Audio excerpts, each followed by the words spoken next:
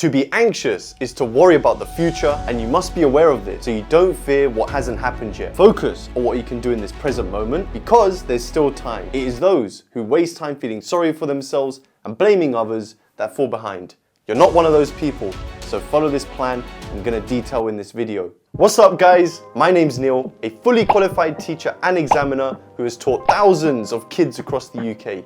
I'm the current head of maths at My Headspace, where I create and deliver all the maths lessons for Key Stage 3, GCSE and A-Levels, making the homeworks full of exam style questions, and I manage the mentors who provide unlimited support to my students. In this video, I'm going to be telling you exactly what to do in the weeks leading up to your A-Levels and your GCSEs.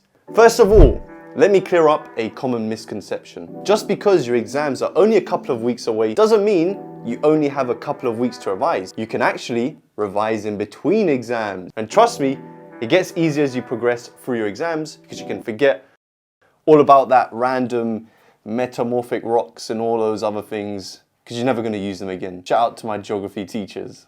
So stop panicking and start structuring your revision efficiently. If you've left things a bit late, don't stress. Be more like me. Be chill, man. I haven't been very chill this week though, have I? Just prioritize the subjects you find the most challenging and the ones that are coming up soon. Remember, these next few weeks are a marathon, not a sprint. However, don't go overboard with your revision schedule. You can't plan out every hour of every day because things can change. Who knows how long it's going to take you to learn how to make 25 with the numbers 2, 4, 6 and 8.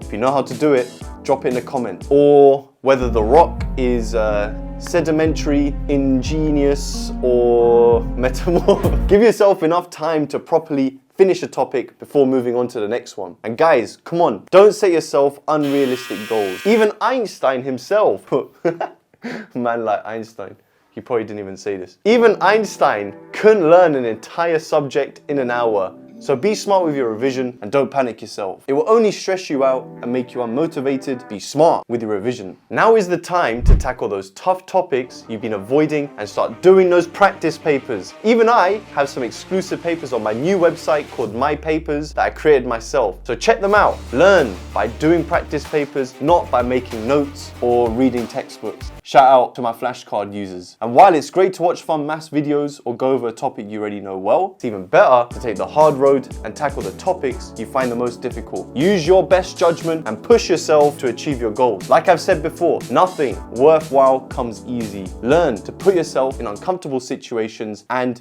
endure it. But don't forget to take care of yourself too. Get enough sleep, eat well. You know I recommend my chicken, broccoli, and microwavable rice. Take breaks and have some fun, meaning go to the gym. Shout out to the gym group. I'm still waiting for you to replace some old faulty equipment though.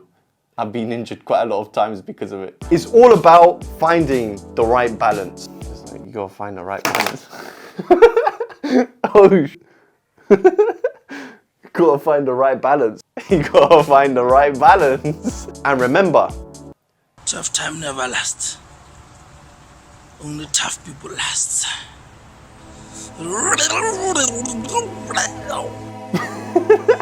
That's all I have for you today. Don't forget to like, comment and subscribe and follow my other socials for more information.